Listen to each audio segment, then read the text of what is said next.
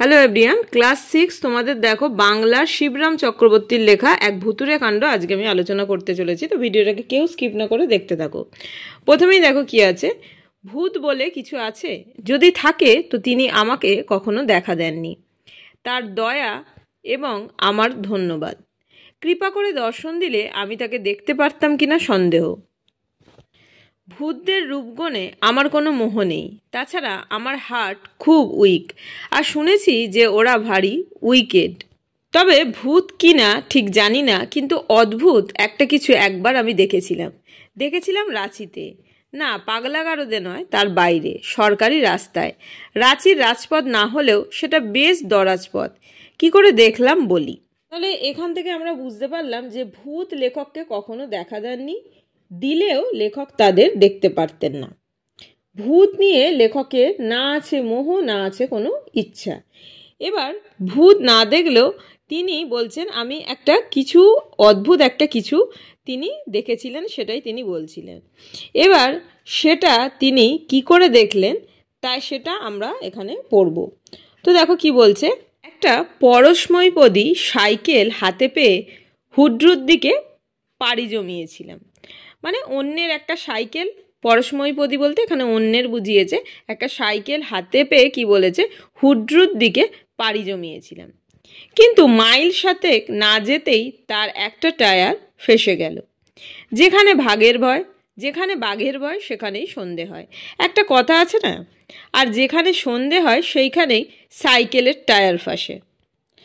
তাহলে আমরা দেখলাম যে রাঁচি থেকে কিছু দূরে একবার সাইকেলে চড়ে লেখক হুড্রু ফলস দেখতে গিয়েছিলেন। ফেরবার সময় সাইকেলের টায়ার ফেসে যায়। এখানে আমরা একটা প্রবাদও পেলাম যে যেখানে বাঘের ভয় সেখানে সন্ধে হয়। আমরা এই প্রবাদটার সাথে অনেকেই পরিচিত। এই প্রবাদটার অর্থ কি, যেখানে যে বিষয়ের আশঙ্কা করা হয় সেখানে সেই বিপদগুলি ঘটে। জনমানবহীন পথ, জায়গাটাও জঙ্গলি, আরও মাইল পাঁচেক যেতে পারলে এর মতো একটা পাওয়া যেত, কিন্তু সাইকেল ঘাড়ে করে নিয়ে যেতে হলেই হয়েছে। এমনকি সাইকেল ফেলে শুধু পায়ে হেঁটে যেতেও পারবো কি না আমার সন্দেহ ছিল। হাঁটতে হবে আগে জানলে হাতে পেয়েও সাইকেলে আমি পা দিতাম না নিশ্চয়ই। তাহলে আমরা বুঝতে পারলাম যে লেখকের গন্তব্য ছিল রাঁচি। লেখক একটি সাইকেল নিয়ে হুড্রু ফলস দেখতে বেরিয়েছিলেন। পথে তার সাইকেলের কি হলো, টায়ার ফেসে গেল। তখন তিনি কিভাবে ফিরলেন সেটাই বুঝতে পারছিলেন না। এমন অবস্থায় যদি তাকে সাইকেল ঘাড়ে নিয়ে ফিরতে হয় তবে তো সেটা মুশকিল হবে। তাছাড়া লেখকের পক্ষে তা সম্ভবও ছিল না। এজন্যই কিন্তু তিনি এরকম মন্তব্য করেছেন। মানে এই যে তিনি বলেছেন যে সাইকেল ঘাড়ে করে যেতে হলেই হয়েছে, কোনো সন্ধে হয়নি, এই হব সামনে গেলে 5 মাইল, ফিরতে হলে 7, দুদিকেই সমান পাল্লা। কোন দিকে হাঁটন দেব হাঁ করে ভাবছি, শেষ পর্যন্ত কি হাঁটতেই হবে? এই একই প্রশ্ন প্রায় আধ ঘন্টা ধরে পুনঃ মানে বারবার আমার মানসপটে উদিত হয়েছে। এর একমাত্র উত্তর আমি দিয়েছি, না বাবা, প্রাণ থাকতে নয়। অবশ্যই এরকম স্থানে আর এহেন অবস্থায় প্রাণ বেশিক্ষণ থাকবে কিনা সেটাও প্রশ্নের বিষয় ছিল। সন্ধে উতরে গিয়ে বাঁকা চাঁদের দিকে আলো দেখা দিয়েছে। সেদিন পর্যন্ত এধারে বাঘের উপদ্রব শোনা গেছিল, এখন হালুম শুনবো কে জানে। তাহলে আমরা দেখলাম যে তখন সময়টা ছিল সন্ধে হয়নি, তবে সন্ধে হব করছে। সামনে গেলে 5 মাইল, ফিরতে হলে 7, মানে 7 মাইল, দুদিকেই সমান পাল্লা। তাহলে কোন দিকে হাঁটবে সেটা তিনি ভাবছেন, শেষ পর্যন্ত তিনি ভাবছেন সেটা কি হাঁটতেই হবে। তো এই প্রশ্নটাই আধ ঘন্টা ধরে বারবার তার মাথায় উদিত হচ্ছে। তো যাই হোক, এখানে আমরা তারপরে দেখো এখানে আমরা কি পাচ্ছি, যে তবু চিরদিনই আমি আশাবাদী, সমস্যার সমাধান কিছু না কিছু একটা ঘটবেই, অচিরেই ঘটল বলে। 1 মিনিটের অপেক্ষা কেবল, এবং সেই অভাবনীয় সুযোগ নিয়ে সহজেই আমি উদ্ধার লাভ করব। এরকমটা ঘটেই যাবে, এতে বিস্ময়ের কিছু ছিল না। কত গল্পের বইয়ে এরূপ ঘটতে দেখা গেছে, আমার নিজেরই কত গল্পে এরকম দেখেছি, তার ইয়ত্তা নেই। আর স্বয়ং লেখক হয়ে আমি নিজে আজ বিপদের মুখে পড়েছি বলে সেই সব অঘটনগুলো ঘটবে না। কোনো গল্পের নায়ক কি কখনো বাঘের পেটে গেছে? তবে একজন গল্প লেখকই বা কোন দুঃখে যাবে শুনি। সেই অবশ্যম্ভাবী মুহূর্তের অপেক্ষায় আরও আধ ঘন্টা কাটালাম। অবশেষে একটা ঘটনার মতো দেখা দিল বটে। একখানা লরি, খুব জোরেও নয় আস্তেও নয়, আস্তে দেখা গেল সেই পথে। রাঁচির দিকে যাচ্ছিল লরিটা। আমার টর্চ বাতিটা জ্বালিয়ে নিয়ে প্রাণপণে ঘোরাতে লাগলাম। শীতের রাত, দিকে চাঁদের আলো, তার ওপর কুয়াশার পর্দা পড়েছে। এই ঘোরালো আবহাওয়ার মধ্যে আমার আলোর ঘূর্ণিপাক লরির ড্রাইভার দেখতে পেলে হয়। লরিটা এসে পৌঁছালো, এলো একেবারে সামনাসামনি। মুহূর্তের জন্যই এলো, কিন্তু মুহূর্তের জন্য থামলো না। যেমন এলো তেমনি চলে গেল নিজের আবেগে। রাস্তার বাঁক ঘুরে অদৃশ্য হয়ে গেল মুহূর্তের মধ্যে। অনর্থক কেবল টর্চটাকে আর নিজের টর্চার করা। আলোর আন্দোলন করতে গিয়ে হাত ব্যথা হয়ে গিয়েছিল। ছ্যা, শেষটা কি হাঁটাই আছে কপালে? এই ঝাপসা আলো আর কুয়াশার মধ্যে সাইকেল টেনে পাক্কা 7 মাইলের ধাক্কা। ভাবতেই আমার বুকটা দূর দূর করতে থাকে। তার চেয়ে বাঘের পেটের মধ্যে দিয়ে স্বর্গে যাওয়া ঢের শর্টকাট। না, কোথাও যেতে হবে না, বাঘের পেটেও নয়, কিছু না কিছু একটা হতে বাধ্য। অনতি বিলম্বেই হচ্ছে, আর 1 মিনিটের অপেক্ষা কেবল। তাহলে আমরা এখানে দেখতে পেলাম যে লেখক কিন্তু আশাবাদী। লেখক কিন্তু আশাবাদী। দেখো এখানে আমরা একটা লাইন পেয়েছি, এই যে তবু চিরদিনই আমি আশাবাদী। মানে লেখক অত্যন্ত আশাবাদী। তার আশাবাদিতার যে পুরস্কার তিনি কিন্তু যথোপযুক্ত পেলেন। প্রথমে আমরা এটা দেখব পরে। প্রথমে কিছুক্ষণ তিনি কি করেছিলেন, কিছুক্ষণ কোনো যানবাহন তিনি কিন্তু পাননি, কিন্তু তিনি আশা করে গেছেন। কিন্তু পরে একটা লরি এলো। অবশ্য লরিটা কি করলো, লরিটা কিন্তু দাঁড়ালো না, কিন্তু তিনি একটুও কিন্তু হার ছাড়লেন না। তিনি গাড়ির জন্য অপেক্ষা করতে লাগলেন। চলো এবার আমরা দেখি কি হলো। এর মধ্যে কুয়াশা আরও জমেছে, চাঁদের আলো ফিকে হয়ে এসেছে আরও। আমি নিজেকে প্রাণপণে প্রবোধ দিচ্ছি। এমন সময় দুটো হলদে রঙের চোখ কুয়াশা ভেদ করে আসতে দেখা গেল। বাঘ নাকি? না, বাঘ নয়। 2 চোখের অতখানি ফারাক দেখেই বোঝা যায় বাঘের দৃষ্টিভঙ্গি ওরকম উদার হতে পারে না। আবার আমি বাহুবলে টর্চ ঘোরাতে লাগলাম। ছোট্ট একটা বেবি অস্টিন, তারই কটাক্ষ। আস্তে আসছিল গাড়িটা, এত আস্তে যে মানুষ পা চালালে বোধহয় ওর চেয়ে জোর চলতে পারে। আস্তে আস্তে গাড়িটা আমার সামনে এসে পড়ল। আমি হাঁকলাম কিন্তু গাড়িটার থামবার কোনো লক্ষণ নেই। তেমনি মন্থর গতিতে গড়িয়ে চলতে লাগলো গাড়িটা। আমার পাশ কাটিয়ে যাবার দুর্লক্ষণ দেখে আমি মরিয়া হয়ে উঠলাম।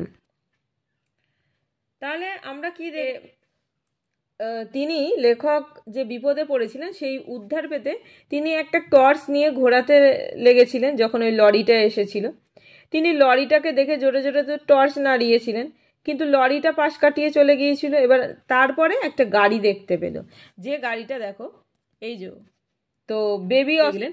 এবার তিনি দেখলেন যে গাড়িটা কিন্তু জোরে না, খুব আস্তে আস্তে গাড়িটা কিন্তু আসছিলেন। তাহলে তিনি বুঝলেন কি যে না, আর দেরি করা যাবে না। দেখো এখানটা একটুখানি পড়ে দিই আগে। না, আর দেরি করা চলে না, এখনই একটা কিছু করে ফেলা চাই। এসপার ওসপার না হোক, গাড়ি মালিকের না হয় ভদ্রতা রক্ষা করার প্রয়োজন নেই, কিন্তু আমাকে তো আত্মরক্ষা করতে হবে। তো তিনি এটা কেন বলছেন যে তিনি দেখছেন যে না গাড়িটা তো থামছে না, তো গাড়ি চালক ভদ্রতা নাই বা করলো, কিন্তু তাকে তো আত্মরক্ষা করতে হবে, তাকে তো কিছু একটা করতে হবে। তো সেই জন্য তিনি এরকম মন্তব্য করছেন। অগত্যা আগায়মান গাড়ির গায়ে গিয়ে পড়লাম, যেটা এগিয়ে আসছে যে গাড়িটা। দরজার হ্যান্ডেল ঘুরিয়ে ঢুকে পড়লাম ভেতরে। চলন্ত গাড়িতে ওঠা সহজ নয়, নিরাপদ না, কিন্তু কি করব, 1 মিনিটও সময় নষ্ট করার ছিল না। কায়দা করে কোনো গতিকে, কে জানে এই হয়তো সশরীরে রাঁচি ফেরার শেষ সুযোগ। সাইকেলটা রাস্তার ধারে ধরাশয়ী হয়ে থাকলো। থাকবে, কি করা যাবে? নিতান্তই যদি রাত্রে বাঘের পেটে না যাই, কাল সকালে উদ্ধার করা যাবে।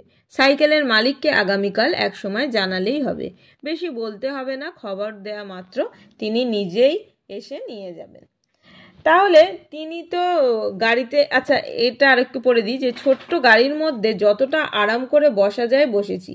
বসে ড্রাইভারকে লক্ষ্য করে বলতে গেছি, আমার লালপুরার মোড়টায় নামিয়ে দেবেন, তাহলেই হবে ডাক্তার যদুগোপালের বাড়ির। বলতে আমার গলার স্বর উবে গেল, বক্তব্যের বাকিটা উচ্চারিত হলো না। আমি হাঁ করে তাকিয়ে থাকলাম। আমার দুই চোখ ঠিকরে বেরিয়ে আসতে চাইল। আমার শার্টের কলারটা মনে হলো যেন আমি গলার চারধারে চেপে বসেছে। হাত তুলে যে গলার কাজটা আলগা করব সে ক্ষমতা নেই। আঙুলগুলো অবধি অবশ। সেই শীতের রাত্রেও সারা গায়ে আমার ঘাম দিয়েছে। যেখানটায় ড্রাইভার থাকবার কথা সেখানে কেউ নেই, একদম ফাঁকা। আমি তাকিয়ে দেখলাম জিভ আমার টাকরায় আটকে ছিল। কয়েক মিনিট বাদে সেখান থেকে নামলে বাকশক্তি ফিরে পেলাম। ভূত ভূত ছাড়া কিছু হবে না, আপনা থেকেই আমার মুখ দিয়ে বেরিয়ে গেল। আমার কথায় ভূত যে কর্ণপাত করলো তা মনে হলো না।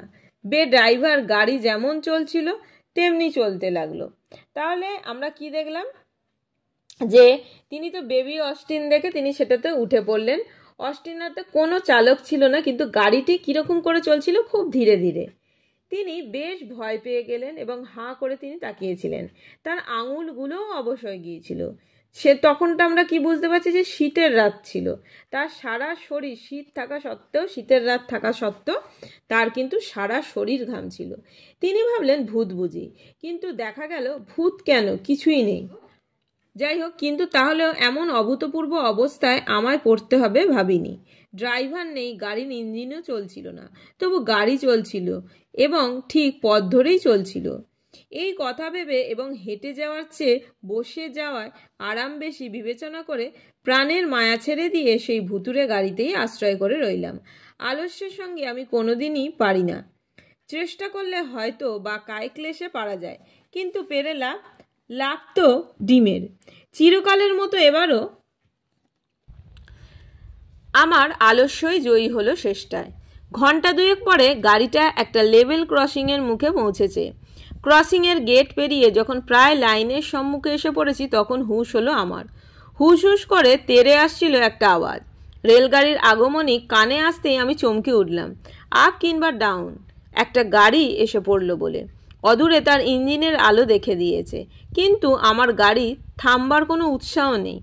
বিনে ভাড়ায় গাড়ি চেপে চলেছি বলে কি অদৃশ্য ভূত আমায় টেনে নিজের দল ভারী করতে চায় নাকি?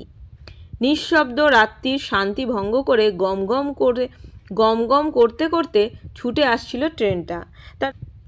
তার জ্বলন্ত চোখে মৃত্যুদূতের হাতছানি। আমার গাড়ির হাতলটা কোথায়? এক্ষুনি নেমে পড়া দরকার, আরেক মুহূর্তে দেরি হলেই হয়েছে। তাহলে আমরা দেখলাম যে লেখকের আলস্যই কিন্তু শেষ পর্যন্ত জয়ী হয়েছিল। তো যাই হোক, 2 ঘন্টা এভাবে বিনা ড্রাইভারের গাড়িতে যাবার পর গাড়ি যখন লেভেল ক্রসিংয়ে পৌঁছালো এবং তখন ট্রেনের হুইসেলের শব্দে লেখকের হুঁশ হলো। তিনি ভারী চমকে উঠলেন। লেখক ভাবলেন কে জানে হয়তো ভূত নিজের দল ভারী করতে চায়। তিনি তাড়াতাড়ি লাফ দিয়ে গাড়ি থেকে নামলেন। একবার পড়ে দিই, আমি আগে পড়ে পুরোটা তোমাদের বলে দিচ্ছি।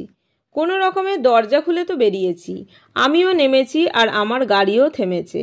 আর সঙ্গে সঙ্গে সামনে গিয়ে রেলগাড়িটাও গর্জন করতে করতে বেরিয়ে গিয়েছে।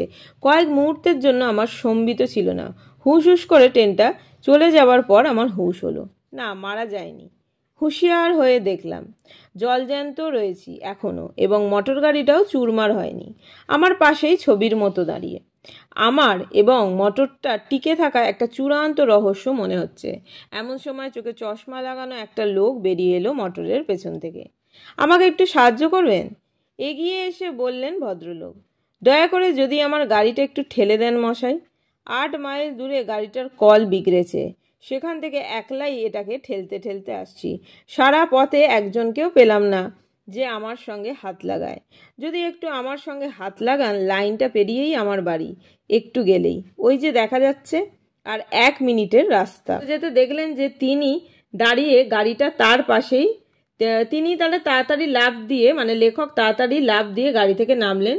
ট্রেন চলে যেতে দেখলেন যে তিনি দাঁড়িয়ে গাড়িটা তার পাশেই দাঁড়িয়ে আছে, এবং গাড়ির পিছন থেকে চশমা পরা একজন লোক এগিয়ে এলেন আর কি জানালেন যে তিনি এই রকম 8 মাইল রাস্তা গাড়িটা কিন্তু ঠেলে এনেছেন।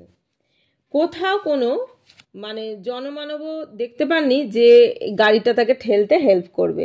লেখক যদি তাকে বাকি রাস্তাটা পৌঁছাতে একটু সাহায্য করেন সেই কথাই তিনি বলছেন। তখনও লেখকের কাছে বিনা স্টার্ট হওয়া ইঞ্জিনে গাড়ি চলার রহস্যটা কিন্তু পরিষ্কার হলো। তিনি কিন্তু তারপর পুরো ব্যাপারটা কিন্তু এখানে বুঝতে পারলেন।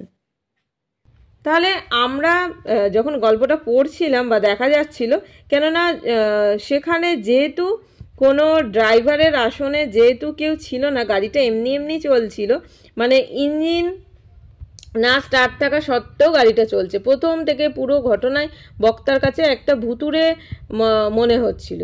পুরোটাই আমরা দেখেছি এইভাবেই চলছিল, পরিবেশটা একটা অন্যরকম ছিল। কিন্তু আমরা শেষে এসে কি দেখলাম যে মানে কেন, মানে কিভাবে গাড়িটা চলছিল সেটার কিন্তু পুরোটা বোঝা গেল। কিন্তু যেহেতু এই রকম একটা পরিবেশ ছিল, সেই জন্য কিন্তু এর নামকরণটাকে মানে দেয়া হয়েছে যে এক ভুতুড়ে কাণ্ড। তো যাই হোক, এইটা আজকে বোঝানোটা, বিষয়বস্তুটা এতখানি শেষ করলাম। নেক্সট দিন আমি তোমাদের সাথে কোশ্চেন অ্যান্সারগুলো সলভ করব। Thanks for watching, tata.